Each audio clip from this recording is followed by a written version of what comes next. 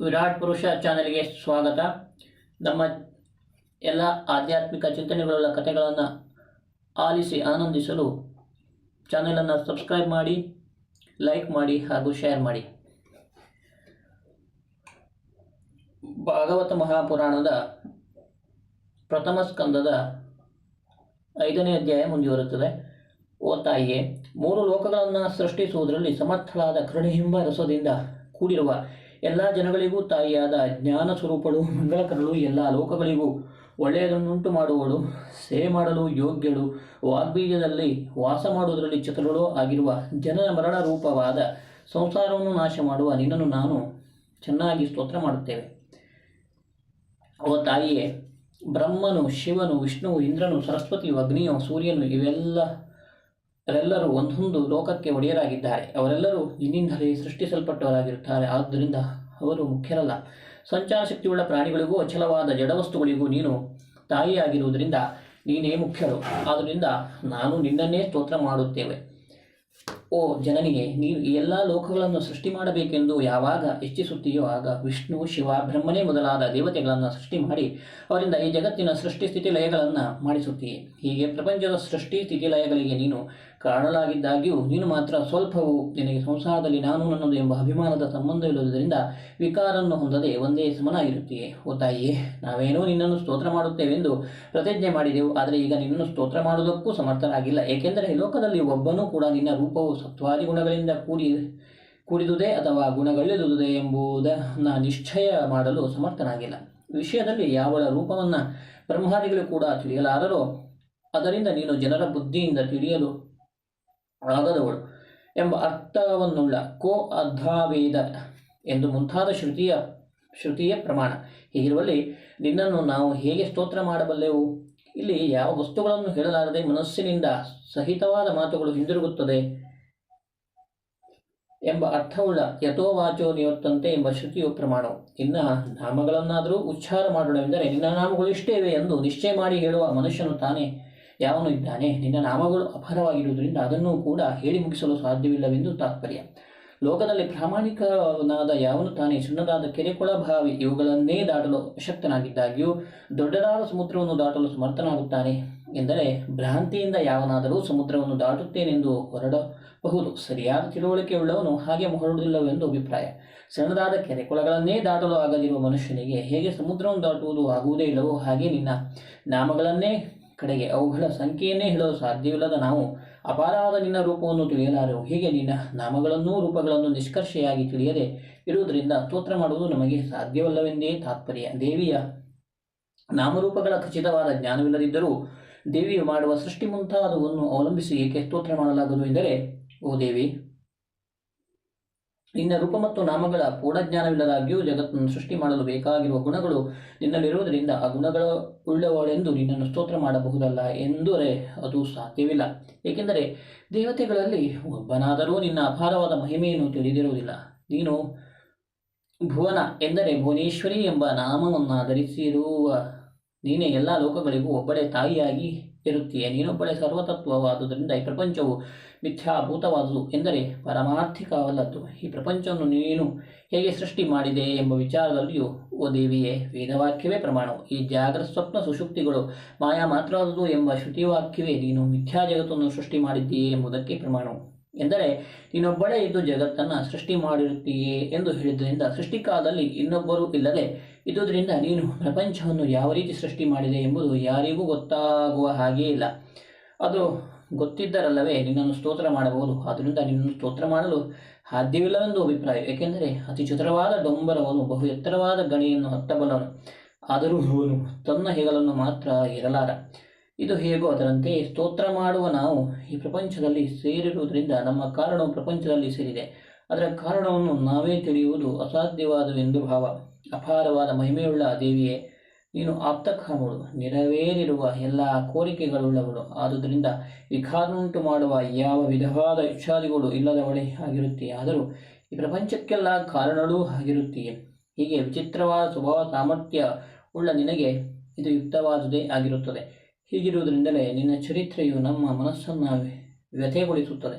ಏಕೆಂದರೆ ನಿನ್ನ ಅಪಾರವೂ ವಿಚಿತ್ರವೂ ಆದ ಮಹಿಮೆಯು ಪರಿಮಿತವಾದ ನಮ್ಮ ಬುದ್ಧಿಗೆ ನಿಲುಕದಂತಾಗಿರುತ್ತದೆ. ಅಲ್ಲದೆ ಎಲ್ಲ ವಿಧವಾದ ವೇದಗಳಿಗೂ ಕೂಡ ನಿಲುಕದ ಅವುಗಳಿಂದಲೂ ವರ್ಣಿಸಲಾಗದ ನಿನ್ನ ಗುಣಗಳ ಮಹಿಮೆಯನ್ನು ನಾವು ಹೇಳಲು ಹೇಗೆ ಸಮರ್ಥರಾದೆವು? ನಾವು ತಿಳಿದುಕೊಳ್ಳುವುದಂತೂ ಇರಲಿ, ನಿನ್ನ ಅನಿರ್ವಚನೀಯವಾದ ಎಂದರೆ ಹೀಗಿರುವುದೆಂದು ಹೇಳಲು ಸರಳವಾದ ಉತ್ತಮವಾದ ನಿನ್ನ ಮಹಿಮೆಯನ್ನು ನೀನೇ ತಿಳಿಯಬಲ್ಲ ಎಂದು ಹೇಳಲಾಗುವುದಿಲ್ಲ, ಏಕೆಂದರೆ ಆಗ ಅದು ಬುದ್ಧಿಗೋಚರವಾಗಬಹುದಾದೀತು. ಹೀಗಿರುವಲ್ಲಿ ನಾವು ಹೇಗೆ ತಾನೇ ನಿನ್ನ ಸ್ತೋತ್ರ ಮಾಡಬಲ್ಲೆವು? ನಮ್ಮ ಬುದ್ಧಿಗಿಂತ ನಿನ್ನ ಬುದ್ಧಿಯು ಮಿಗಿಲಾದುದು.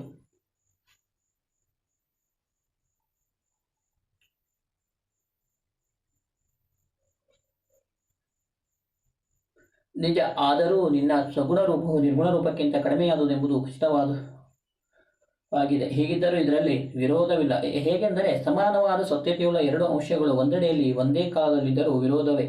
ದೇವಿಯು ಸಗುಣವಾದ ನಾಮರೂಪ ಶಕ್ತಿಗಳು ಅವಳ ನಿರ್ಗುಣ ಪರತತ್ವದ ದೃಷ್ಟಿಯಿಂದ ವ್ಯಾವಹಾರಿಕ ಮಿಥ್ಯಾಭೂತವಾಗಿರುತ್ತದೆ. ರಜ್ಜು ಸರ್ಪದಂತೆ ಸತ್ಯಾಮಿಥ್ಯ ಎಂಬ ಎರಡು ಬಗೆಯ ಸತ್ಯತೆಯುಳ್ಳವೇ ಒಟ್ಟಿಗಿದ್ದ, ಹಾಗಾಗಿ ವಿರೋಧವಿಲ್ಲವೆಂದು ತಾತ್ಪರ್ಯ.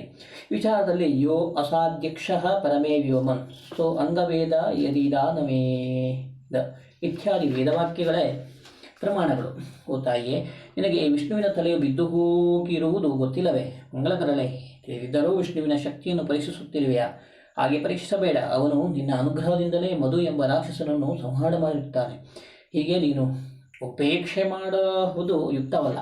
ಅಥವಾ ವಿಷ್ಣುವಿನ ಪಾಪರಾಶಿಯಿಂದಲೇನಾದರೂ ಹೀಗಾಗಿರಬಹುದೇ ಎಂದರೆ ಅದು ಯುಕ್ತವಲ್ಲ. ಯಾವಾಗಲೂ ನಿನ್ನ ಪಾದಕಮಲಗಳನ್ನು ಸೇವಿಸುತ್ತಿರುವವನಿಗೆ ಪಾಪಿ ಎಂಬುದು ಎಲ್ಲಿರುವುದು?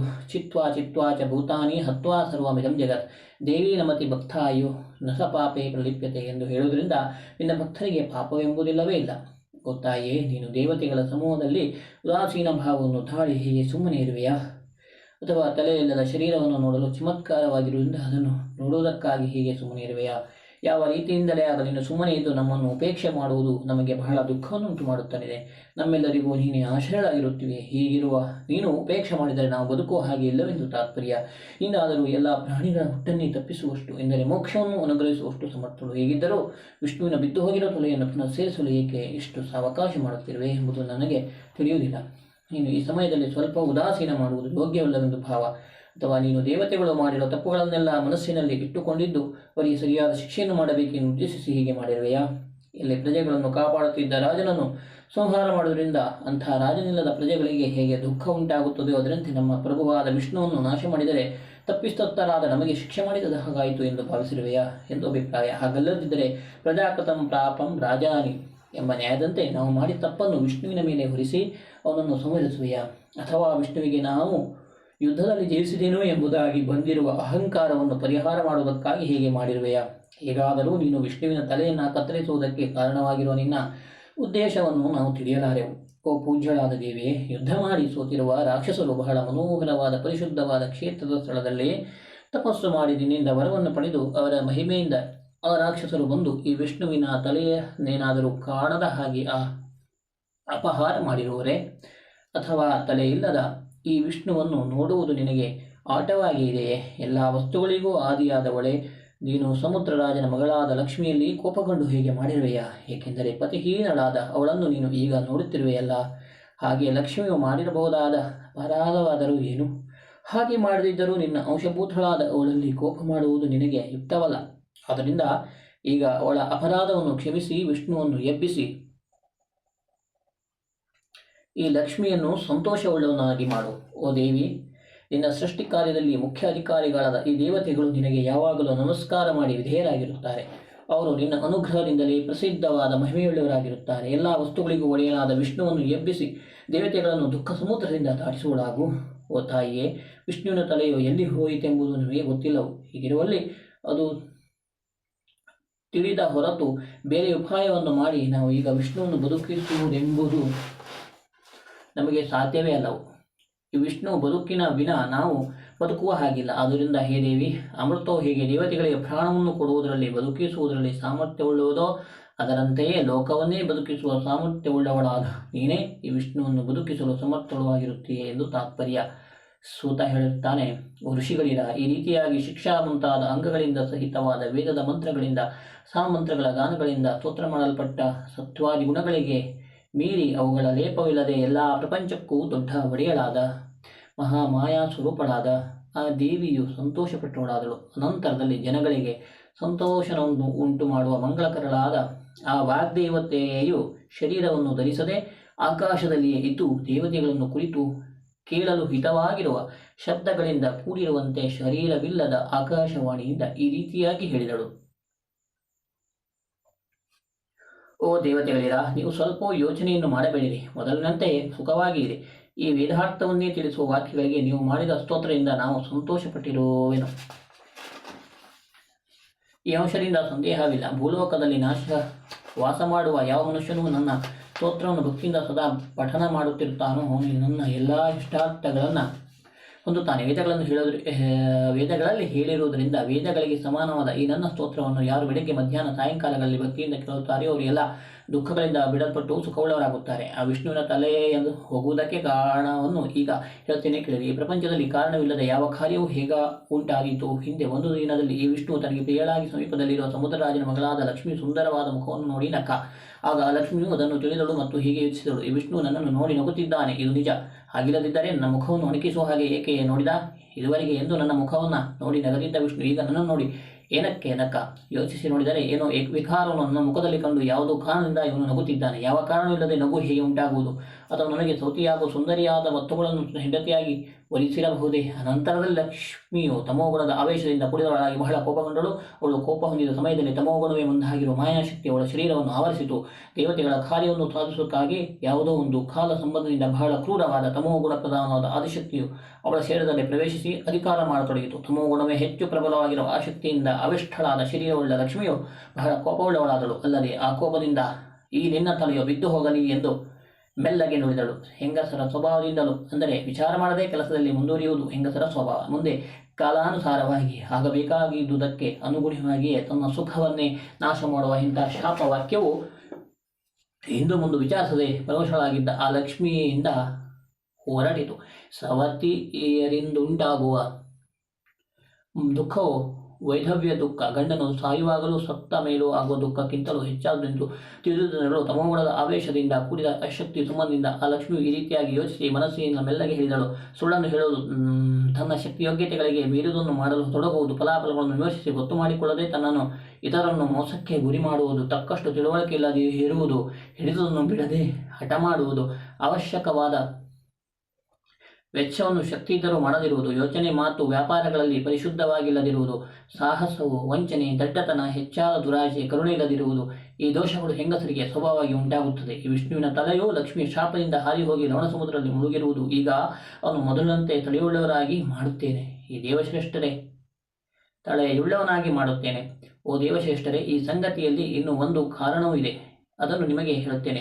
ನೀವು ದೊಡ್ಡದಾದ ಈ ಕೆಲಸವು ನಡೆಯುವುದರಲ್ಲಿ ಸಂದೇಹವಿಲ್ಲ. ಲೋಕದಲ್ಲಿ ತುಂಬಾ ಹೆಚ್ಚಾದ ಭಾವಗಳುಳ್ಳಾಗಿ ಪ್ರಸಿದ್ಧನಾಗಿದ್ದ ಹಯಗ್ರೀವನೆಂಬೊಬ್ಬ ರಾಕ್ಷಸನು ಪೂರ್ವಕಾಲದಲ್ಲಿ ಸರಸ್ವತಿ ನದಿ ತೀರದಲ್ಲಿ ಬಹಳ ಘೋರವಾದ ತಪಸ್ಸನ್ನು ಮಾಡಿದನು. ಈ ರಾಕ್ಷಸನು ಮಾಯಾಬೀಜವಾದ ಒಂದೇ ಅಕ್ಷರವುಳ್ಳ ನನ್ನನ್ನು ಧ್ಯಾನಿಸುತ್ತಾ ಮಂತ್ರವನ್ನು ಜಪ ಮಾಡುತ್ತಾ ಆಹಾರವನ್ನು ಕೂಡ ತೆಗೆದುಕೊಳ್ಳದೆ ಇಂದ್ರಿಯಗಳನ್ನು ಜಯಿಸಿ ಹತೋಟಿಯಲ್ಲಿದ್ದುಕೊಂಡು ಎಲ್ಲ ವಿಧವಾದ ಭೋಗ್ಯ ವಸ್ತುಗಳ ಅನುಭವದಿಂದ ಉಂಟಾಗುವ ಸುಖಗಳನ್ನು ಬಿಟ್ಟು ತಪಸ್ಸು ಮಾಡಿದ. ಅಲ್ಲದೆ ಅವನು ತಮೋಗುಣ ಪ್ರಾಬಲ್ಯದಿಂದ ಸಹಿತಳಾದ ಮಾಯಾಶಕ್ತಿ ಸ್ವರೂಪಗಳು ಎಲ್ಲ ವಿಧವಾದ ಅಲಂಕಾರಗಳಿಂದ ಸಂಗ್ರಹಿಸಲ್ಪಟ್ಟ ನನ್ನನ್ನು ಧ್ಯಾನ ಮಾಡುತ್ತಾ 1000 ವರ್ಷಗಳವರೆಗೆ ಉಗ್ರವಾದ ತಪಸ್ಸನ್ನು ಮಾಡಿದ.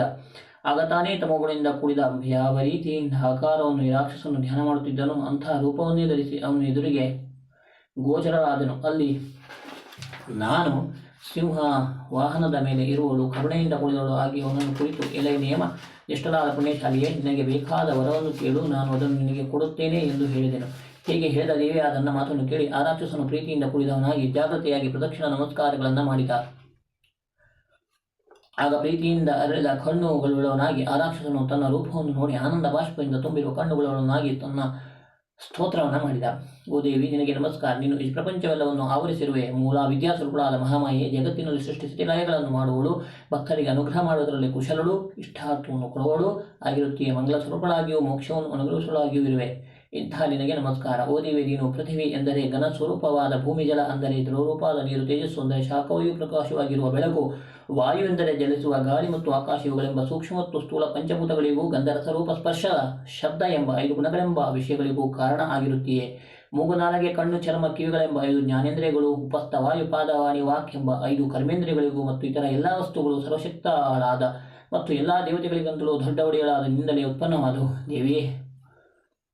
ದೇವಿಯು ಹೇಳುತ್ತಾಳೆ, ಓ ಹಯಗ್ರೀವನೇ, ನಿನ್ನ ಭಕ್ತಿಯಿಂದಲೂ ಆಶ್ಚರ್ಯಕರವಾದ ತಪಸ್ಸಿನಿಂದಲೂ ನಾನು ಸಂತೋಷವುಳ್ಳವಳು ಆಗಿರುತ್ತೇನೆ. ನಿನಗೆ ಇಷ್ಟವಾಗಿರುವ ವರವು ಯಾವುದು ಕೇಳು, ಅದನ್ನು ನಿನಗೆ ಕೊಡುತ್ತೇನೆ. ಓ ತಾಯಿಯೇ, ನನಗೆ ಮರಣ ಉಂಟಾಗದಿರುವಂತೆಯೂ ದೇವತೆಗಳಿಂದ ರಾಕ್ಷಸರಿಂದಲೂ ಸೋಲದೇ ಇರುವ ಹಾಗೂ ನಾಶವಿಲ್ಲದೆ ಯೋಗಿಯಾಗುವಂತೆಯೂ ಅನುಗ್ರಹ ಮಾಡು ಎಂದು ಹಯಗ್ರೀವನು ಕೇಳಿಕೊಂಡ.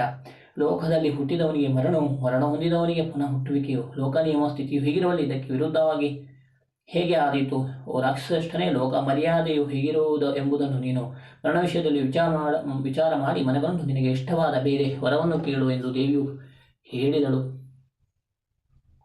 ಹಯಗ್ರೀವನು ಹೇಳುತ್ತಾನೆ, ಜಗತ್ತಿನ ತಾಯಿಯು ಹಾಗಿದ್ದರೆ ನನಗೆ ಕುದುರೆ ಮುಖದಂತೆ ಮುಖವುಳ್ಳವರಿಂದಲೇ ಮರಣ ಉಂಟಾಗಬೇಕು, ಬೇರೆ ಯಾರಿಂದಲೂ ನನಗೆ ಸಾವು ಉಂಟಾಗಬಾರದು. ಹೀಗೆಂಬುದು ನನ್ನ ಮನಸ್ಸಿನ ಬಯಕೆ, ಅದನ್ನು ನೀನು ನೆರವೇರಿಸು ಎಂದು ಕೇಳಿಕೊಂಡ. ದೇವಿ ಹೇಳುತ್ತಾಳೆ, ಎಲೆ ಪುಣ್ಯಶಾಲಿಯೇ, ಹೇಗೆ ಕುದುರೆಯ ಮುಖದಂತೆ ಮುಖವುಳ್ಳವನಿಂದಲೇ ನಿಶ್ಚಯವಾಗಿ ಮರಣ ಉಂಟಾಗುತ್ತದೆ, ಬೇರೆ ಯಾರಿಂದಲೂ ಸಾವು ಉಂಟಾಗುವುದಿಲ್ಲ. ಅದನ್ನು ನಿನಗೆ ಮನೆಗೆ ಹೋಗಿ ಸುಖವಾಗಿ ರಾಜ್ಯಭಾರ ಮಾಡುತ್ತಿರು. ಈ ರೀತಿಯಾಗಿ ಹಯಗ್ರೀವನಿಗೆ ವರವನ್ನು ಕೊಟ್ಟು ದೇವಿಯು ಕಣ್ಮರೆಯಾದಳು. ಹಯಗ್ರೀವನು ಕೂಡ ಬಹಳ ಸಂತೋಷವನ್ನು ಹೊಂದಿ ತನ್ನ ಮನೆಗೆ ಹೋದ. ಹೀಗೆ ವರವನ್ನು ಹೊಂದಿದ ದುಷ್ಟನಾದ ಕಾಮಿಯು ತಮಸು ಆದ ಉಪಾಸನೆಯಿಂದ ಸಿದ್ಧಿಯನ್ನು ಪಡೆದು ಆ ರಾಕ್ಷಸನು ಸ್ವಾಭಾವಿಕವಾಗಿ ತನ್ನ ಕೆಟ್ಟತನದಿಂದ ವೇದಗಳನ್ನು ಋಷಿಗಳನ್ನು ಹಿಂಸಿಸುವುದಕ್ಕೆ ಪ್ರಾರಂಭಿಸಿದ. ಈ 3 ಲೋಕಗಳಲ್ಲಿಯೂ ಅವನನ್ನು ಸಂಹಾರ ಮಾಡಬಲ್ಲವರು ಯಾರೂ ಇಲ್ಲ. ಆದ್ದರಿಂದ ಸುಂದರವಾದ ಒಂದು ಕುದುರೆಯು ತಲೆಯನ್ನು ತೆಗೆದು ತಂದು ತ್ವಷ್ಟ ಬ್ರಹ್ಮನು ತಲೆಯಿಲ್ಲದ ಆ ವಿಷ್ಣುವಿನ ಶರೀರವನ್ನು ಸೇರಿಸಿದ. ಅನಂತರದಲ್ಲಿ ಹಯಗ್ರೀವ ಸ್ವರೂಪನಾದ ಭಗವಂತನು, ಎಂದರೆ ಮಹಾನುನಾದ ವಿಷ್ಣು, ಪಾಪಿಯು ಕ್ರೂರಿಯೂ ಆದ ಆ ರಾಕ್ಷಸನ್ನು ದೇವತೆಗಳ ಹಿತವನ್ನು ಮಾಡುವುದಕ್ಕಾಗಿ ಸಂಹಾರ ಮಾಡುವನು. ಸೂತನು ಹೇಳುತ್ತಾನೆ, ಈ ರೀತಿಯಾಗಿ ಶರವಾಣಿಯು ದೇವತೆಗಳಿಗೆ ಹೇಳಿ ಸುಮ್ಮನಾದಳು. ಆಗ ದೇವತೆಗಳು ಸಂತೋಷವುಳ್ಳವರಾಗಿ ದೇವಶಿಲ್ಪಿಯಾದ ತ್ವಷ್ಟಬ್ರಹ್ಮನಿಗೆ ಹೀಗೆ ಹೇಳಿದರು. ದೇವತೆಗಳು ಹೇಳುತ್ತಾರೆ, ಓ ತ್ವಷ್ಟಬ್ರಹ್ಮನೇ, ನೀನು ದೇವತೆಗಳ ಕೆಲಸಕ್ಕಾಗಿ ವಿಷ್ಣುವಿನ ಶರೀರಕ್ಕೆ ಕುದುರೆಯ ತಲೆಯನ್ನು ತಂದು ಸೇರಿತು. ಅನಂತರದಲ್ಲಿ ಕುದುರೆಯ ಕತ್ತಿನಂತಿರುವ ಕತ್ತನ್ನು ಪಡೆದಿರುವ ವಿಷ್ಣು ರಾಕ್ಷಸರನ್ನೆಲ್ಲ ಗಟ್ಟಿಗನಾದ ಹಯಗ್ರೀವನನ್ನು ಸಂಹಾರ ಮಾಡುವನು. ಹೀಗೆ ಹೇಳಿದ ದೇವತೆಗಳ ಮಾತನ್ನು ಕೇಳಿ ತ್ವಷ್ಟವು ಬಹು ಜಾಗೃತೆಯಾಗಿ ಕತ್ತಿಯಿಂದ ಒಂದು ಕುದುರೆಯ ತಲೆಯನ್ನು ದೇವತೆಗಳ ಎದುರಿಗೆ ಕತ್ತರಿಸಿದ. ಅನಂತರದಲ್ಲಿ ತ್ವಷ್ಟಬ್ರಹ್ಮನು ಆ ತಲೆಯನ್ನು ತಂದು ವಿಷ್ಣುವಿನ ಶರೀರದಲ್ಲಿ ಸೇರಿಸಿದ. ಆಗ ವಿಷ್ಣುವು ಮಹಾಮಾಯಾ ಸ್ವರೂಪಳಾದ ದೇವಿಯ ಅನುಗ್ರಹದಿಂದ ಹಯಗ್ರೀವನಾಗಿ ಅವತರಿಸಿದ ವಿಷ್ಣು ಎಂದು ಪ್ರಸಿದ್ಧನಾದ. ಕೆಲವು ಕಾಲದ ಮೇಲೆ ಪರಾಕ್ರಮಶಾಲಿಯಾದ ಆ ವಿಷ್ಣುವು ಮದದಿಂದ ಕೊಪ್ಪಿದ ದೇವತೆಗಳಿಗೆ ಶತ್ರುವಾದ ಆ ರಾಕ್ಷಸನನ್ನು ಯುದ್ಧದಲ್ಲಿ ಜಾಗೃತೆಯಾಗಿ ಶಕ್ತಿಯೇ ಮಹಿಮೆಯಿಂದ ಸಂಹಾರ ಮಾಡಿದ. ಮಂಗಳಕರವಾದ ಈ ಕಥೆಯನ್ನು ಈ ಭೂಲೋಕದಲ್ಲಿ ಯಾರು ಕೇಳುತ್ತಾರೆಯೋ ಅವರು ಎಲ್ಲ ವಿಧವಾದ ದುಃಖಗಳಿಂದಲೂ ಬಿಡುಗಡೆಯನ್ನು ಹೊಂದುತ್ತಾರೆ. ಈ ವಿಷಯದಲ್ಲಿ ಸಂದೇಹವೂ ಇಲ್ಲ. ಈ ಮಾಯಾಚರಿತ್ರೆಯು ಪುಣ್ಯವನ್ನುಂಟು ಮಾಡುವುದು, ಪಾಪವನ್ನು ನಾಶ ಮಾಡುವುದು ಆಗಿರುತ್ತದೆ. ಕೇಳುವವರಿಗೆ ಹೇಳುವವರಿಗೂ ಎಲ್ಲ ವಿಧವಾದ ಸಂಪತ್ತನ್ನು ಉಂಟು ಮಾಡುವುದು. ಈ ಹಯಗ್ರೀವನ ಕಥೆಯನ್ನು ತಿಳಿಸುವ ಅನೇಕ ಮಂತ್ರಗಳು ವೇದಗಳಲ್ಲಿವೆ. ಹಯಗ್ರೀವೋಪನಿಷತ್ ಎಂಬ ಒಂದು ಉಪನಿಷತ್ತಿನಲ್ಲೂ ಈ ಅಂಶವನ್ನು ಸೂಚಿಸಿದೆ. ಹೀಗೆ ವೈದಿಕ ಸಾಹಿತ್ಯದಲ್ಲಿ ಸೂಚಿತವಾಗಿರುವ ಕಥೆಯನ್ನು ಈ ಮಹಾಪುರಾಣದಲ್ಲೂ ವಿಸ್ತಾರವಾಗಿ ಹೆಚ್ಚು ವಿವರಗಳೊಡನೆ ವರ್ಣಿಸಿದೆ. ಹಯಗ್ರೀವನ ಕಥೆಯನ್ನು ಅನೇಕ ಪುರಾಣಗಳಲ್ಲೂ ಇತಿಹಾಸಗಳಲ್ಲೂ ಓದಬಹುದಾಗಿದೆ. ಇಲ್ಲಿಗೆ ಶ್ರೀ ದೇವಿ ಭಾಗವತ ಮಹಾಪುರಾಣದ ಪ್ರಥಮ ಸ್ಕಂದದಲ್ಲಿ ಹಯಗ್ರೀವಾವತಾರ ಕಥಾ ನಿರೂಪವುಳ್ಳ 5ನೇ ಅಧ್ಯಾಯವು ಮುಗಿಯಿತು.